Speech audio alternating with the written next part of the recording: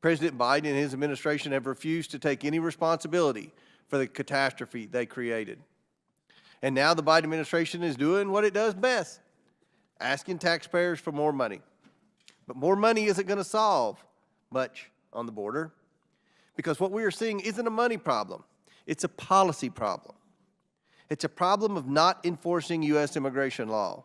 No amount of money can fix bad policy. Our solutions are simple. Illegal activity on the border must be met with adequate and timely consequences, not a quick release to await years-long removal proceedings where hundreds of thousands of aliens file frivolous or fraudulent applications that create delays for those who truly qualify. It's become obvious that Trump's party doesn't want immigration solutions at the border. They want immigration problems to run against. The other main issue they used to demagogue, abortion, is no longer available to them because the country's negative response to the Supreme Court's destruction of Roe versus Wade in 2022 demonstrates this is still a country that prizes freedom, rejects theocratic repression, and opposes the MAGA Republicans' eagerness to pass a national law banning abortion rights. So they can't talk about those plans anymore. The cat's got their tongue. Mr. Chairman, thank you very much.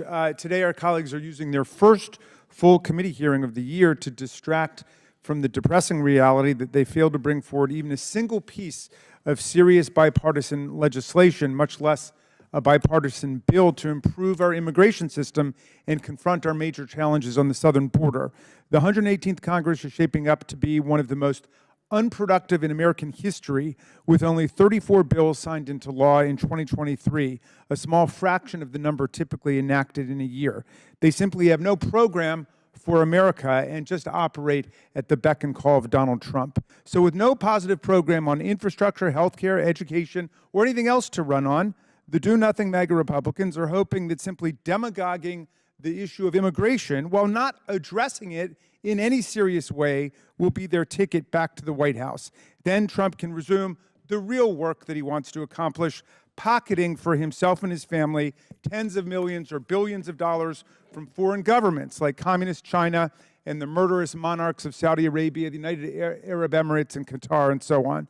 But they forget that, as with reproductive freedom, the American people have real values on immigration. America is a nation of immigrants, but it's also a nation of laws, and we must make America accessible for lawful immigration while we reduce and discourage unlawful immigration. So where's their plan?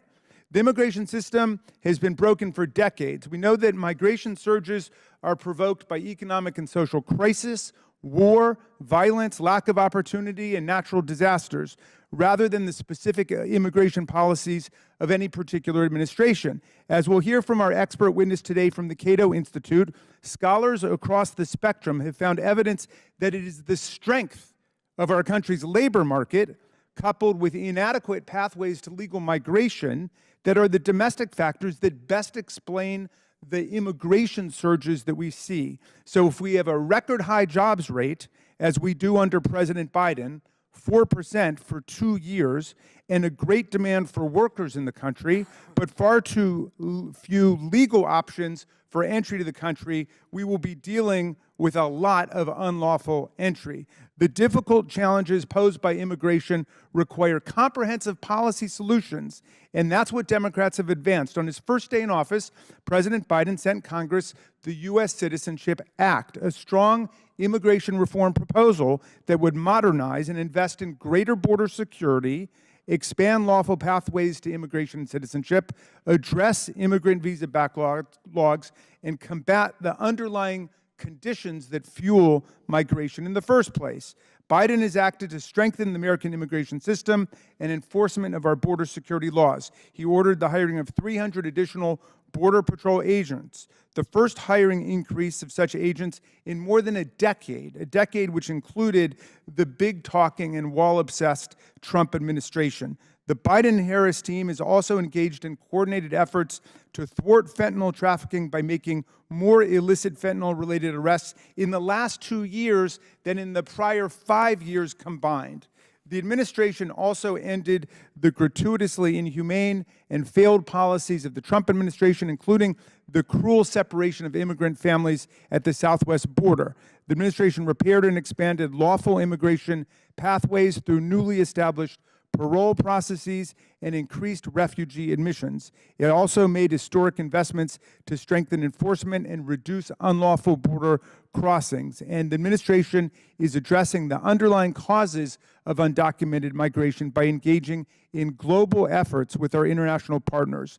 Taken together, these efforts will make it easier to get into America lawfully and a lot harder for people and illicit drugs to get into America unlawfully. Our colleagues try to paint these policies as radical. In reality, the Biden-Harris administration has used its rulemaking authority faithfully and appropriately as upheld in court time and again. For example, on June 23rd last year, the Supreme Court sided with the Biden administration in a resounding 8-1 decision to uphold its policy of focusing limited federal resources on addressing unlawful migrants who are suspected terrorists and criminals. But we know it's not enough alone to enforce existing laws. Congress must reform our immigration system and provide adequate resources to support it. Last Congress, House Democrats passed 5 comprehensive immigration bills that would rebuild our broken system and provide pathways to lawful immigration. But this Congress, the MAGA majority, refuses to bring forward any of the nearly 70 bipartisan or Democratic immigration reform bills already on the table. Instead of engaging meaningfully on these proposals or approving President Biden's requests for robust border security funding, MAGA Republicans have put forth proposals that range from cruel and unworkable, such as their Child Deportation Act, to nonsensical and strange, such as their proposals to defund the Department of Homeland Security and slash the Secretary's salary to $1. They prefer to waste time and resources than to engage in serious negotiations about policies and funding that would work to strengthen the border. This was made clear last week in their outlandish sham impeachment hearing against Secretary Mayorkas. Our colleagues apparently don't know the difference between a policy disagreement and a constitutional high crime and misdemeanor. Rather than joining Democrats and Biden in good faith bipartisan negotiations to make progress on immigration, they are taking orders from Donald Trump and actively obstructing a bipartisan border deal. Just as Trump is openly hoping for an economic downturn in our robust, low unemployment economy, they're hoping for chaos at the border and trying to stop us from preventing it.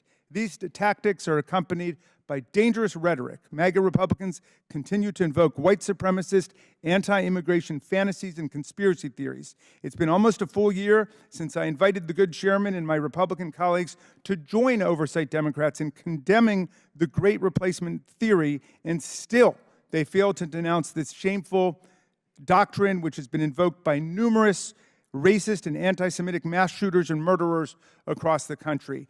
America is not a great country in spite of immigrants. We're a great country because of immigrants. Immigrants are essential to our present and our future, just as they've been to our history. And Democrats will continue to stand up for strong laws and opposed to hatred and scapegoating of immigrants. We are here to legislate and to do the hard work of hammering out a bipartisan policy path to comprehensive immigration reform, just as we were a decade ago when House Republicans scuttled a hard-fought immigration reform package that passed the Senate with bipartisan support. We will still be here when my colleagues are ready to step back from the extremist ledge and come to the table working together for effective and pragmatic solutions. Thank you very much, Mr. Chairman. I yield back.